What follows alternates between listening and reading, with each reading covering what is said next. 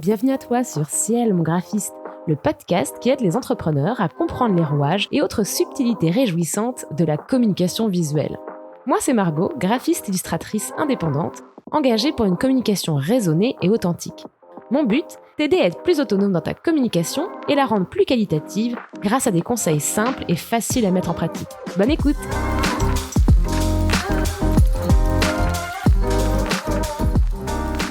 Tu as peut-être remarqué que cet épisode devait sortir la semaine dernière, mais j'ai préféré retarder sa sortie car j'ai fait un tour au printemps du podcast, qui était organisé au Grain Control à Paris.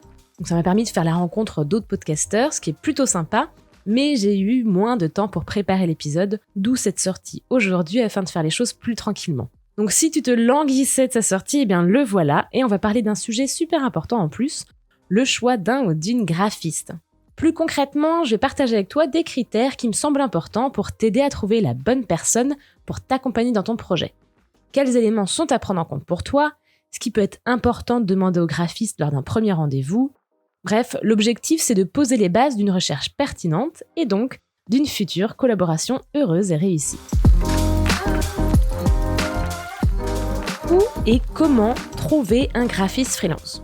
Alors je vais commencer par t'annoncer quelque chose que tu sais probablement déjà. Non, même pas probablement, en fait certainement. Il y a un nombre assez gigantesque de graphistes en France. Alors c'est plutôt une bonne nouvelle si tu en cherches un ou une, mais ça peut sembler plus difficile de faire un choix dans cette marée humaine. Si tu tapes seulement graphiste logo sur un moteur de recherche, tu vas tomber sur plein de propositions et tu ne sauras plus où donner de la tête, enfin où cliquer en tout cas. La première chose à faire, c'est donc d'affiner ta recherche. Tout bêtement, commence par définir quelques critères basiques. Par exemple, l'emplacement géographique du prestataire. Ça, c'est important si tu veux travailler avec quelqu'un dans ta ville ou à proximité, pour le rencontrer ou faire des rendez-vous en physique. Si tu t'en fiches et que la collaboration à distance te convient très bien, ce point-là n'est pas un problème. Ensuite, les compétences que tu recherches chez ce prestataire. Si je précise ça, c'est parce qu'en fait, graphiste, c'est un terme assez générique finalement. Un graphiste peut se spécialiser sur une compétence ou un domaine particulier de son métier, ou bien un secteur d'activité, ou justement proposer des prestations assez larges et travailler avec des secteurs et entreprises très variés. C'est-à-dire qu'un graphiste peut ne vendre que des prestations d'identité visuelle, par exemple, un autre que de mise en page ou de création de supports de communication print. Certains sont spécialisés dans le packaging, tandis que d'autres vont proposer essentiellement des prestations digitales, comme du web design. C'est aussi pour ça que tu peux t'y perdre un petit peu parmi différentes appellations qui te diront plus ou moins grand-chose, comme directeur artistique, créateur de marque, designer graphique, infographiste, illustrateur, et j'en passe. Et ça, c'est sans compter le florilège de petits noms qu'on peut trouver sur les profils LinkedIn, où chacun essaye de décrire son métier de façon plus ou moins unique, plus ou moins percutante. Enfin, un autre point important qui peut vite faire pencher la balance d'un côté ou de l'autre, qu'es-tu prête ou prêt à investir dans ton image de marque? Là, je parle de l'implication et de l'importance que tu donnes à ce côté-là de ton projet entrepreneurial. Donc, c'est une question de temps à y consacrer, d'attente en termes d'aboutissement et donc fatalement de budget. Car ta recherche ne sera pas la même si tu ne souhaites que dépenser 50 € pour ton logo, par exemple. Il ne voit pas de ma part un jugement quelconque, chacun fait ce qu'il ou elle veut, mais tu te doutes qu'avec cet épisode, on est plutôt là pour échanger sur une collaboration plus aboutie. J'en profite pour te rappeler, d'ailleurs, mon tout premier conseil donné dans Ciel, mon graphiste, c'est que c'est ok d'attendre un peu en début de lancement avant de créer ton logo et tutti quanti. Si tu n'as pas encore de temps, de budget ou de décision arrêtée quant à ton image de marque, ton positionnement ou quoi que ce soit, il vaut mieux attendre un petit peu et retarder cette étape pour la faire dans de meilleures conditions. Si jamais ça te dit rien, je t'invite à écouter l'épisode numéro 1 du podcast qui en parle. Voilà, donc une fois que c'est fait, avec ces critères un petit peu basiques, tu as déjà dégrossi ta recherche et tu peux commencer la quête du parfait graphiste pour ton projet.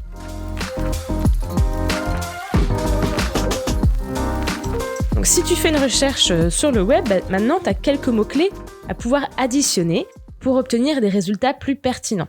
Ceci dit, il y a quand même de fortes chances pour que les premiers liens qui tombent soient ceux de plateformes freelance. Alors on va pas parler de leur fonctionnement ici, c'est pas trop le sujet, mais c'est juste que ça peut quand même être un bon départ pour te faire une idée approximative des prestations qui peuvent être proposées. En général, on te demandera de t'inscrire si tu veux consulter la liste de freelances qui sont sur la plateforme, et bien sûr, il y a des commissions sur les prestations réalisées via la plateforme. Mais ça peut être rassurant pour toi d'avoir un intermédiaire si c'est la première fois que tu fais appel à un prestat freelance, ou tout simplement si tu préfères faire tes recherches au sein d'un même endroit. Mais tu peux aussi très bien, dans un premier temps, chercher directement des sites de graphistes. Donc tu auras davantage d'informations sur leur parcours peut-être, leurs offres, tu pourras consulter leur portfolio, mais aussi leur page à propos pour te faire une idée de la personne, de son univers visuel, mais aussi un petit peu de sa personnalité, sa vision des choses en tant qu'entrepreneur. Donc n'hésite pas à être assez exhaustif dans tes mots-clés pour affiner ta recherche. Si tu cherches quelqu'un dans ta ville pour une mission essentiellement print, en vue d'un événement auquel tu veux participer par exemple, tu pourras taper « graphiste print événementiel Toulouse » ou Lyon, enfin peu importe où tu es. Ou si tu veux faire réaliser un logo pour un univers assez particulier, tu peux l'ajouter aussi. Cherche par exemple « graphiste création logo club sportif » et je suis à peu près sûre que tu tomberas sur des liens de graphistes qui ont réalisé un logo pour un club sportif ou une association de foot. Voilà, tu découvriras peut-être leur site directement via une page portfolio ou une page mission où ils vont présenter un petit peu ce qu'ils ont fait pour une entreprise ou une association particulière. Moi, je sais qu'il y a beaucoup de personnes, quand elles me trouvent via le site, c'est justement en utilisant des mots-clés assez spécifiques, donc dans tout ce qui va concerner l'éco-conception, la communication responsable. Donc preuve que quand même, le référencement naturel, c'est du travail, mais c'est quand même vachement chouette quand ça porte ses fruits. Bon, en tout cas, prends le temps de farfouiller un petit peu sur le net, sur les réseaux sociaux aussi, on les oublie pas, c'est la même chose, parce que chaque freelance communique de façon différente, et certains ou certaines seront peut-être beaucoup plus actifs sur Instagram ou LinkedIn, et d'autres plutôt sur leur site via le blog. Il y en a même qui se lancent dans des podcasts. En tout cas, une fois que tu as ta petite sélection de prestataires qui t'intéressent et qui te semblent pertinents pour ton projet, il est temps de préparer la prise de contact.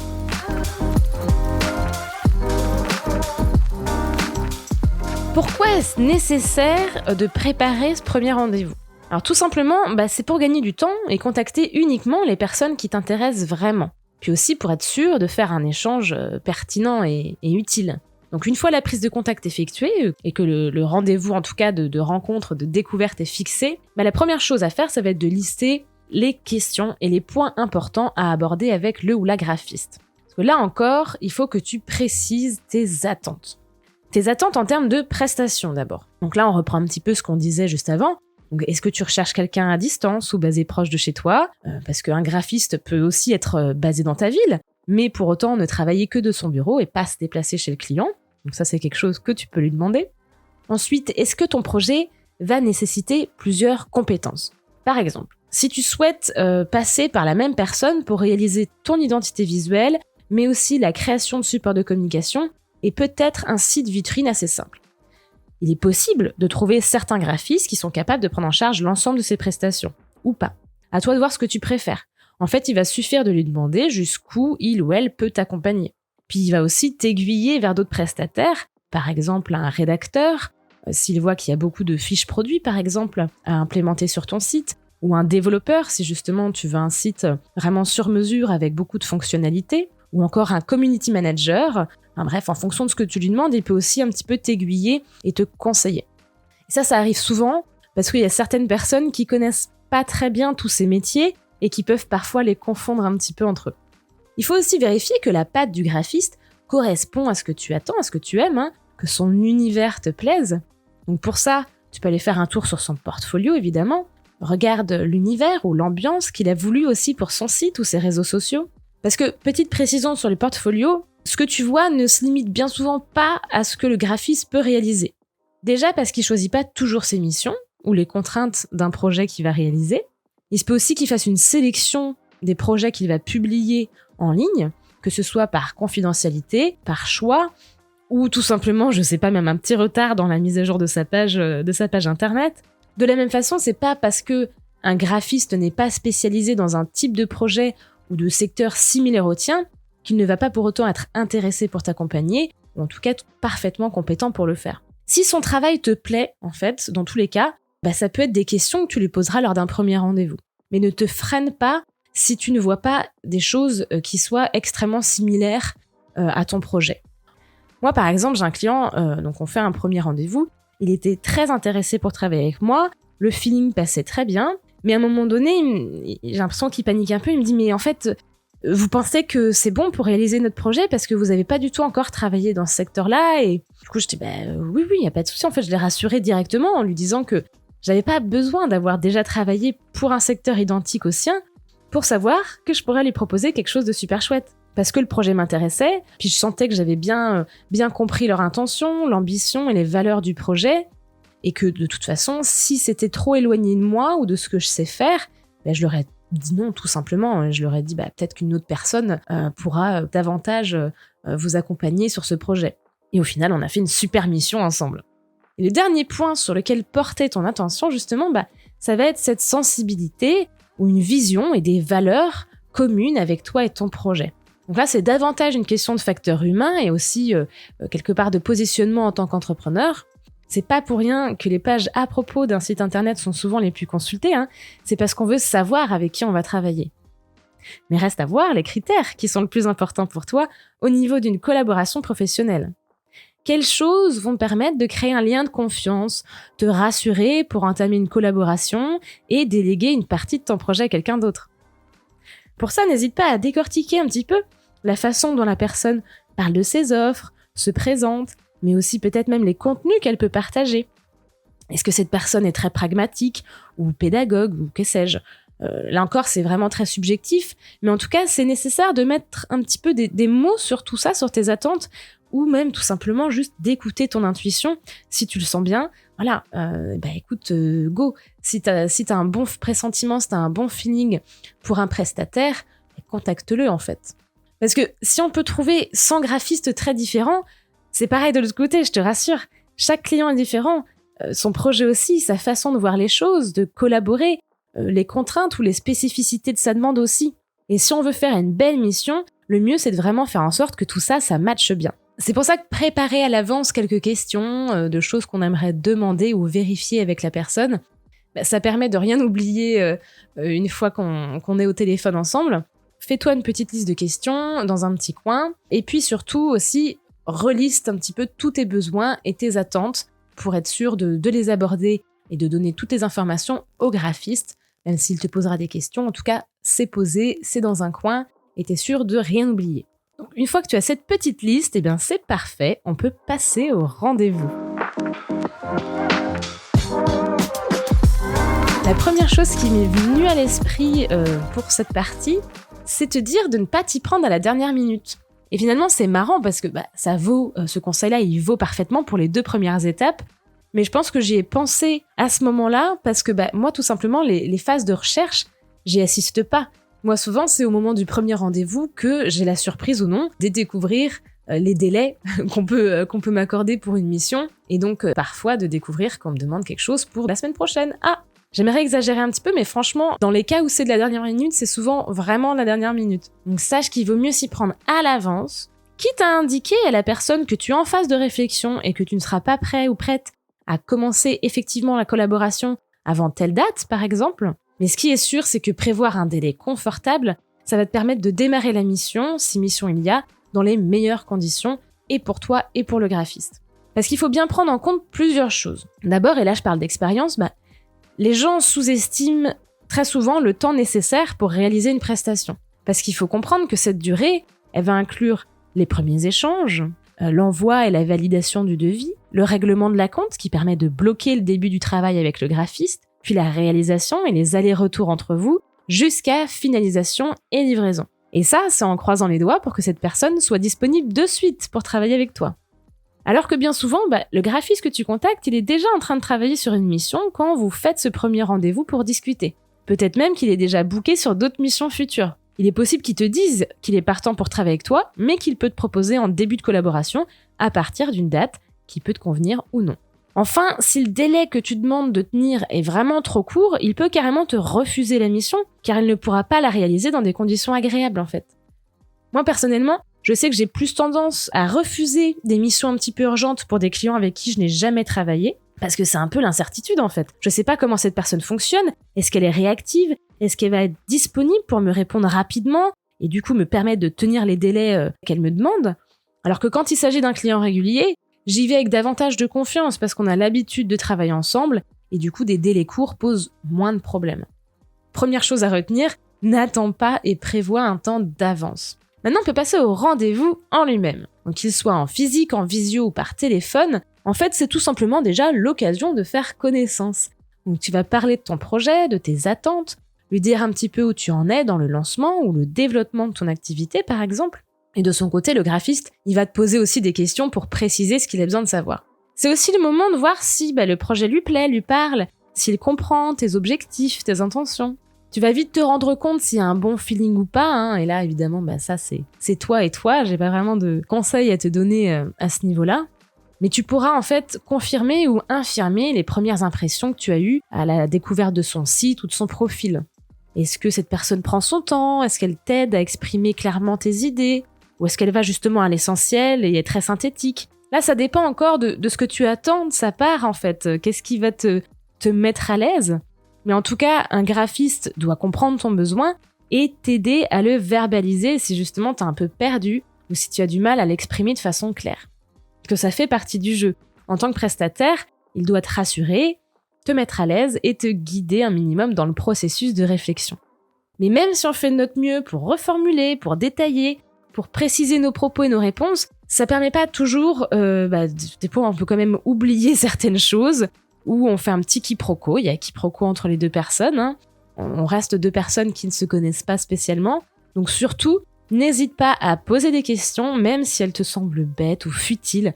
Si tu ne comprends pas quelque chose, dis-le au graphiste, parce qu'il y a un jargon spécifique qui peut être lâché ici ou là, même si on fait attention à ne pas utiliser de mots trop techniques, par exemple. Pose toutes les questions qui te viennent dans la tête. Il vaut mieux ça que dire oui, parce que t'as pas compris un truc et pas oser le dire. De toute façon, on le sent, le oui, je vois ce que c'est. Ça ne trompe personne. On sait très bien qu'en fait, tu n'as pas compris. Et on va reformuler. Et même des fois, quand on reformule, tu sens que la personne, c'est en mode « Ah oui, d'accord ». On le sait quand tu ne comprends pas forcément un concept ou quelque chose. Donc pose des questions et n'aie pas peur de le faire, c'est normal en fait. Donc une fois que vous avez déblayé ensemble ton besoin, ce pourquoi tu le contactes, le graphiste ou la graphiste va commencer à t'expliquer un petit peu comment il procède pour ce type de prestation, t'orienter vers la solution qui lui semble la plus pertinente pour toi, détailler un petit peu les étapes de la mission, les conditions qu'il pose, etc., etc. Donc ça va être aussi bien ce que tu peux trouver dans le devis que les moyens de paiement par exemple, mais aussi le nombre d'allers-retours à prévoir, une estimation du temps pour réaliser la mission tranquillement, peut-être aussi les outils qu'il utilise pour communiquer ou partager des documents tout le long du projet, tout ça. Donc vraiment, encore une fois, n'hésite pas à poser des questions sur les choses qui te semblent un petit peu floues, peu claires ou que tu comprends pas vraiment. Ça évitera vraiment les quiproquos et les mauvaises surprises en cours de route. C'est très, très important. Surtout qu'entre deux graphistes, comme je disais au tout début de podcast, il peut y avoir des prestations très différentes. Chaque graphiste a son fonctionnement, ses process, ses conditions, sa façon de communiquer, de collaborer, des prestations aussi et des offres différentes. Donc c'est normal que au téléphone, en tout cas dans ce premier rendez-vous, on te donne suffisamment d'éléments pour t'aider à comparer les prestations dans leur globalité. En général, une fois que tout a été dit, un petit peu décortiqué, en passant par les délais attendus s'il y en a, au format de livrable à réaliser, reste une petite question en suspens à propos de celui dont on ne doit pas prononcer le nom. Je parle du budget. Peut-être que c'est un petit peu dramatique comme entrée en matière, mais on va pas se mentir. C'est quand même toujours le moment un peu gênant parce que tout le monde n'est pas à l'aise avec ça. Pourtant, tout le monde sait que c'est normal, on vit pas de troc de coquillages aujourd'hui, et les freelances ont beau être très très sympas, ils ne travaillent pas pour la gloire malheureusement. Donc tu peux avoir prévu une enveloppe pour investir sur ton image de marque, peut-être que tu connais un petit peu les tarifs de ce genre de prestations, donc t'avais anticipé tout ça, ou pas du tout. Rassure-toi, t'es pas seul dans la situation. Quoi qu'il arrive, je te conseille d'être transparent avec le prestataire. C'est-à-dire que si tu as une enveloppe de prévu, dis-lui laquelle dès le départ s'il te demande. Si tu n'as aucune idée de combien la prestation que tu demandes vaut, essaye de donner une fourchette de ce que tu serais capable d'investir présentement dans le projet, ou au contraire, une limite de ce que tu voudrais y mettre. En tout cas, c'est important d'aborder ce point dès le premier rendez-vous. Moi, il m'est arrivé à mes débuts de pas oser demander franchement et frontalement au client si il ou elle avait un budget et de combien à peu près. Et je peux te dire que dans la majeure partie des cas, j'ai travaillé sur des devis qui n'ont absolument pas abouti pour la simple et bonne raison que la personne en face n'avait pas du tout anticipé de budget pour son image de marque, et puis elle avait une idée en plus souvent assez erronée des tarifs pratiqués. Donc au moment de recevoir le devis, elle était un peu tombée de haut parce que elle avait envie de travailler avec moi. Tout ce qu'il y avait en fait dans le contenu de la prestation, ça lui allait parfaitement, mais par contre, elle ne pouvait pas du tout investir cet argent-là. C'est pour ça que maintenant, je pose la question sans détour, j'arrache le pansement, comme on dit. Si ce genre de choses arrive souvent, sur toute la question un petit peu tarif, des métiers, des prestations créatives, en tout cas, on va dire, peut-être que ça t'est arrivé d'ailleurs, c'est que je pense qu'il y a quand même déjà beaucoup de méconnaissances sur la réalité de ces métiers. Qu'est-ce qui se passe, en fait, en coulisses? Parce qu'on voit un résultat et on a l'impression que peut-être c'est rapide, c'est facile, ça tombe du ciel, comme ça. Mais aussi, malheureusement, il y a aussi, malheureusement, faut le dire, un manque de reconnaissance et de valeur qu'on accorde à toutes ces prestations-là autour de la communication, de la création visuelle. Sans compter que il y a aussi une très mauvaise perception parfois de la réalité des tarifs de ce secteur-là à cause de plateformes très très bon marché qui, c'est même pas cassent les prix, qui sont totalement irréalistes en fait. Donc en étant vraiment transparent sur cette question, ça te permet de savoir directement si la collaboration peut aboutir ou non, et surtout, tu laisses une chance au graphiste d'adapter sa prestation à ton budget ou non. Alors, attention, pas dans le sens où si tu dis « j'ai 5000 balles », il va se dire « wouhou, jour de chance, ça représente 2000, mais je vais pouvoir le charger à mort ».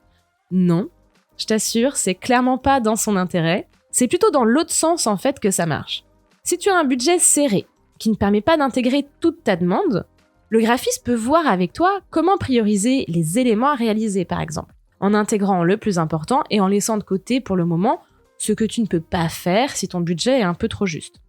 Dans tous les cas, et je finirai cette dernière partie avec ça, ne t'attends pas forcément à un tarif définitif lors de ce premier échange.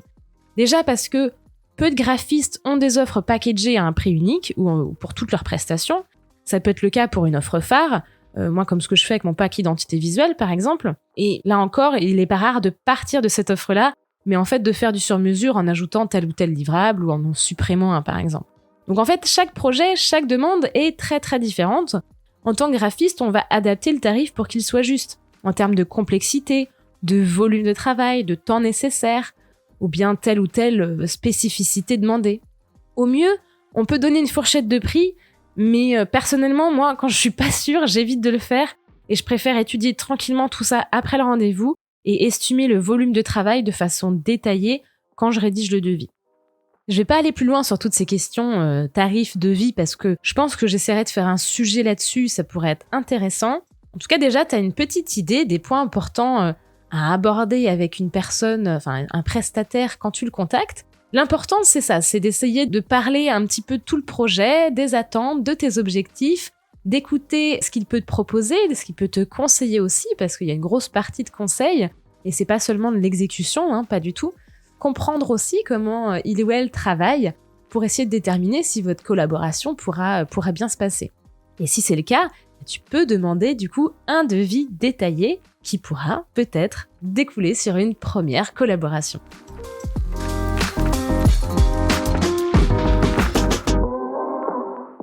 C'est le récap de cet épisode. Tu l'auras compris, je ne peux que te conseiller de prendre le temps pour cette recherche de prestataire. Finalement, c'est un investissement que tu fais pour ton image de marque, donc il faut prendre ce projet-là au sérieux, ça demande du temps. Et puis, c'est très important aussi d'avoir un premier échange de vive voix, que ce soit par téléphone ou en visio, peu importe, ce ne sera jamais du temps perdu. De mon côté, sans ça, je ne vais pas plus loin et je ne propose même pas de devis. Déjà parce que dans 90% des cas, même si on me demande directement un devis par mail, il va me manquer trop d'informations pour le rédiger de façon juste et adaptée. Et puis surtout parce que de la même façon que tu vas chercher à connaître un peu ton prestataire potentiel, moi aussi j'ai besoin de vérifier que je suis à même de bien t'accompagner dans ton projet, de voir si on est plus ou moins sur la même longueur d'onde, si je comprends tes besoins, si je suis enthousiasmée à l'idée de t'accompagner ou non. Donc ça fait partie aussi de mes critères et c'est très personnel.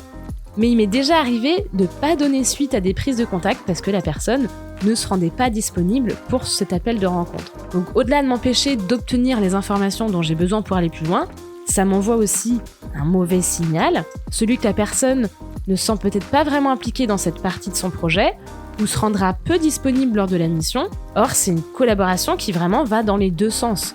Si la communication n'est pas fluide, ça peut créer des complications ou peut-être même me mettre en retard sur un planning parfois chargé. De la même façon, ne pas préciser certains points ensemble, ça peut créer des petites confusions ou des problèmes plus conséquents dont on se passerait bien dans une collaboration. C'est peut-être très différent pour un autre freelance, Peut-être qu'il y en a d'autres qui préfèrent des échanges par mail uniquement, pourquoi pas, encore une fois, je me permets de partager mon avis et mon retour d'expérience en espérant qu'il t'aide à y voir plus clair et trouver le ou la bonne graphiste pour ton projet. Chaque pot a son couvercle. Oui, c'est avec cette charmante expression, pas piquer des hannetons, que je vais te laisser. Merci à toi de m'avoir écouté jusqu'au bout et n'hésite pas à m'envoyer un message si tu penses que j'ai oublié quelque chose d'important à tes yeux ou me partager justement ton retour d'expérience à ce sujet. Retrouve un nouvel épisode de Ciel, mon graphiste, un jeudi sur 2 sur ta plateforme d'écoute préférée et sur YouTube. Si cet épisode t'a plu, partage le podcast, abonne-toi ou mets-lui des étoiles, c'est le meilleur moyen de me soutenir. Merci, à bientôt.